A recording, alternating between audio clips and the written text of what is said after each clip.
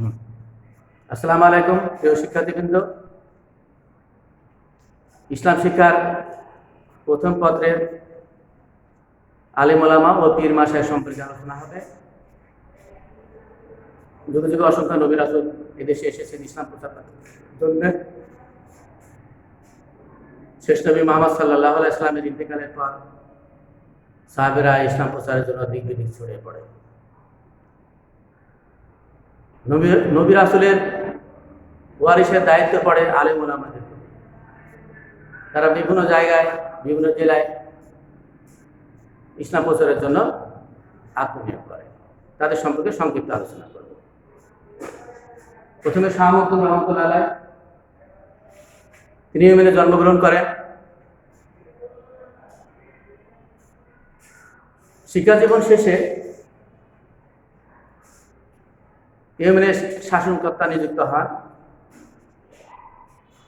তারপর জন্মভূমি ছেড়ে সুলতান হোসেন শাহের আমলে বাংলায় আসেন। রাজশাহীতে যখন আসেন,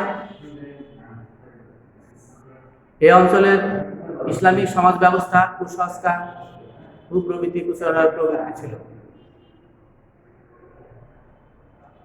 তিনি আস্তে আস্তে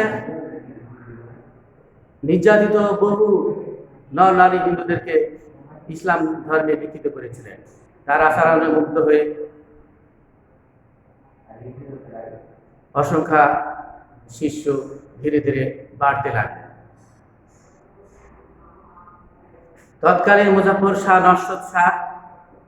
নওশাদ শাহ তাকে কিছু জমিদান করলেন। রাজশাহী পদ্মা নদীর উত্তর তীরে অবস্থিত দরগাপাড়ায় তার সমাহিত হয়। প্রিয় শিক্ষার্থীবৃন্দ, তিনি যখন এদেশে আসেন, প্রথমে নোয়াখালী সোনাইমুড়িতে আসেন।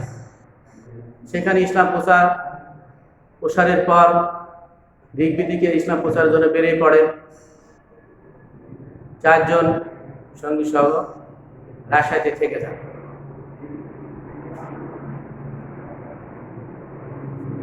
তিনি পদ্মা নদীর পূর্বে একটি মসজিদ নির্মাণ করেছিলেন। তার ভাই ভগ্নী নোয়াখালীতে অবস্থান, সেখানে ইসলাম প্রচার করেছেন এবং জনপ্রিয় কার্যাবলী করেছেন। সেখানে সমাহিত হয়েছে। তার ভগ্নী মঞ্জুরি বিবি কাঞ্চনপুরে সমাহিত হন। সেখানে একটি মাজারও রয়েছে। প্রিয় শিক্ষার্থীবৃন্দ, এবার শাহজালাল রহমতুল্লাহ আলাইহ সম্পর্কে একটু বলবো। হযরত শাহজালাল রহমতুল্লাহ আলাইহ সম্পর্কে একটু বলবো।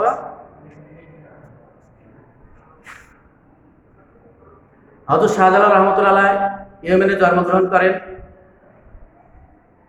শৈশবে তার পিতা জিহাদে শহীদ হন। খালুর নিকট লালন পালিত হন। জালালউদ্দিন বুখারী নামক এক দরবেশের নির্দেশে তাকে আধ্যাত্মিক শিক্ষা দান করেন। আধ্যাত্মিক শিক্ষায় সে উচ্চতর স্থান লাভ করে। আধ্যাত্মিক গুরু তাদেরকে ইসলাম প্রচারের জন্য দিক বিদিক ছড়িয়ে করল এবং তার হাতে এক মুষ্টি মাটি দিয়ে বলল, এই মাটির রং গন্ধ যেখানে মিশে যাবে সেখানে তুমি অবস্থান করবে। তার সঙ্গে ইয়েমেনের শাহজাদার সঙ্গী হলেন 360 জন পীর দরবেশ নিয়ে দিল্লিতে আসেন এবং দিল্লিতে শিষ্যদের নিয়ে সিলেটে আসেন।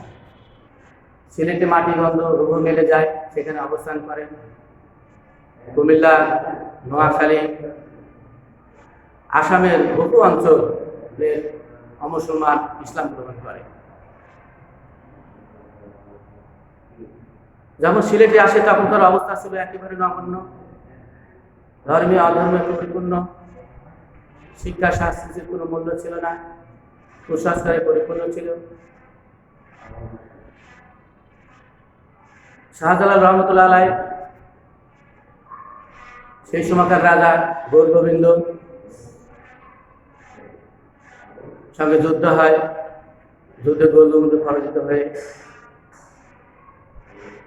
আসামে পালিয়ে যায়।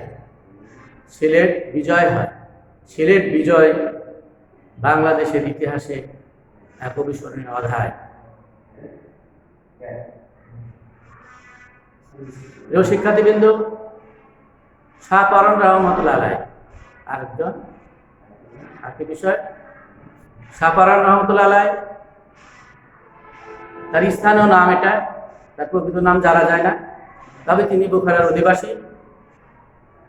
তার মামা ছিলেন হযরত শাহজালাল রহমতুল্লাহ আলাইহ, তার সাথে সঙ্গী হয়ে ভারত উপমহাদেশে আসেন এবং ইসলাম প্রচার করেন এবং যুদ্ধে অংশগ্রহণ করেন, যুদ্ধে জয়লাভ করেন। শাহ পরানের ইসলাম প্রচার, বাগ্মিতা ও বচন ভঙ্গি ছিল অনন্য। প্রিয় শিক্ষার্থীবৃন্দ, এবার শাহ হযরত খানজাহান আলী রহমতুল্লাহ সম্পর্কে একটু আলোচনা হবে। খানজাহান আলী রহমতুল্লাহ গাজ্জাল ইমাম খানজাহান আলী রহমতুল্লাহ গাজ্জালের নামে পরিচিত। বৃহত্তর যশোর, খুলনা, সুন্দরবন অঞ্চলে ইসলাম প্রচার, সমাজ সংস্কার ও সুশাসক স্থপতি। শুধু সাধক ও ধর্মপ্রচারকে ছিলেন না, তিনি ছিলেন জনকল্যাণমূলক কাজে আত্মনিয়োগ করতেন। খানজাহান আলীর প্রাথমিক ও পারিবারিক জীবন সম্পর্কে কিছু জানা যায় না। শিলালিপিতে ছিল আল্লাহর এক নগণ্য বান্দা।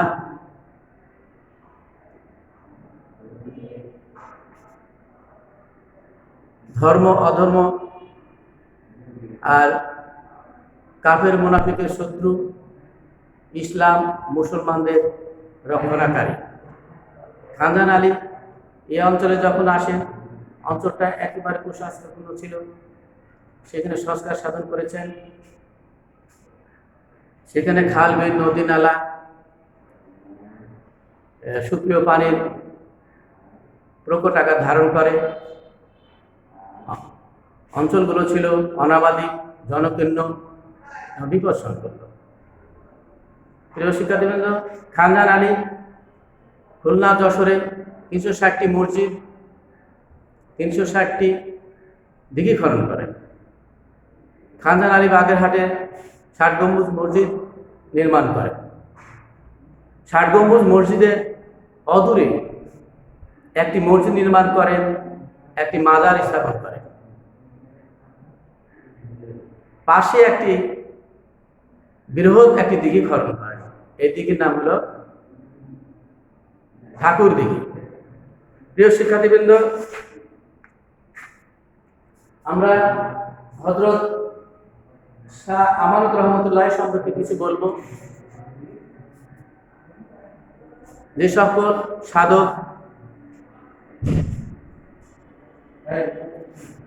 সকল সাধক, চট্টগ্রামবাসীর কাছে ইসলাম প্রচার করতে এসেছেন, তাদের মধ্যে অন্যতম।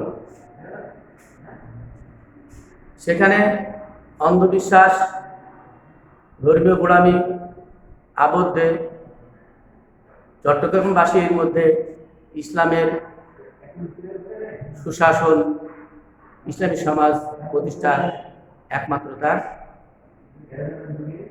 একমাত্রই আগ্রহ।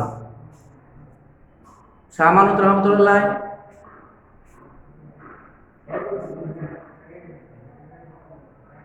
তিনি জ্ঞান বিজ্ঞান অর্জন করার জন্য বিভিন্ন বিষয়ে জড়িয়ে পড়েন।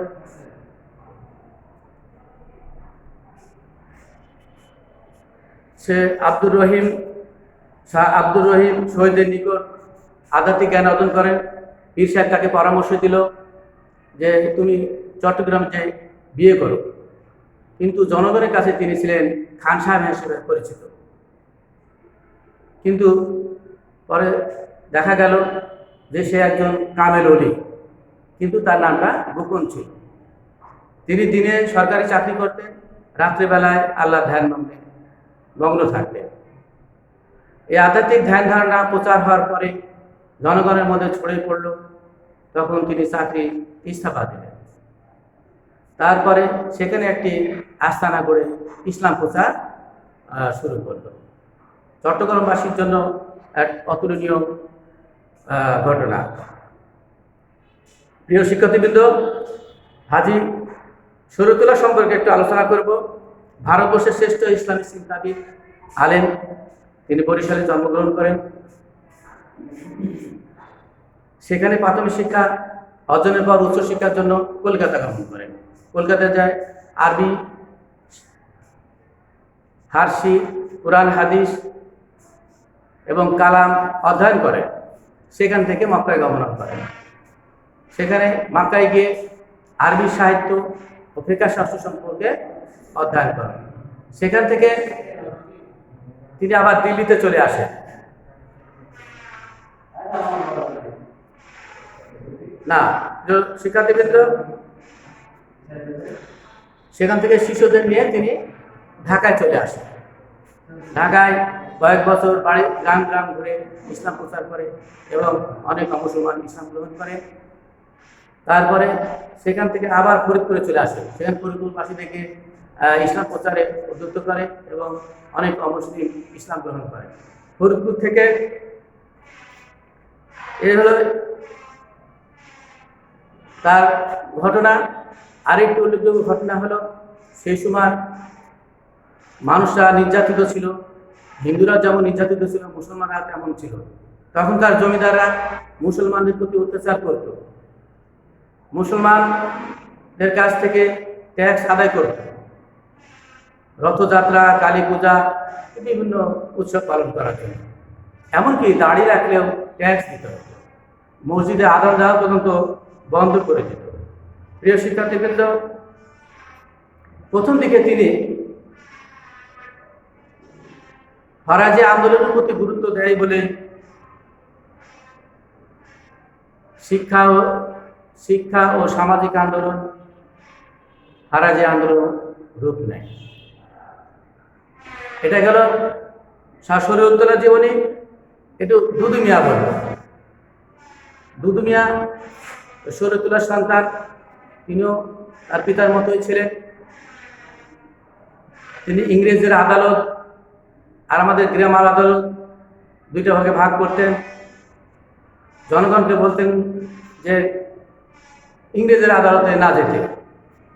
তারা বিজ্ঞ আলেমদের নিয়ে গ্রাম আদালত গঠন করতেন। প্রিয় শিক্ষার্থীবৃন্দ, তিনি সমাজ সংস্কার, ইসলামী কাজে আত্মনিয়োগ করেছেন এবং সে ফরাজি আন্দোলনকে জাতীয় মুক্তি আন্দোলনে পরিণত করেছিলেন। প্রিয় শিক্ষার্থীবৃন্দ, জীবনী অনেকগুলোই, তোমরা একটু একটু করে পড়বে। অনেকগুলো জীবনী আছে। তো আজ পর্যন্ত এইটুকু থাক। খোদা হাফেজ, ভালো থেকো।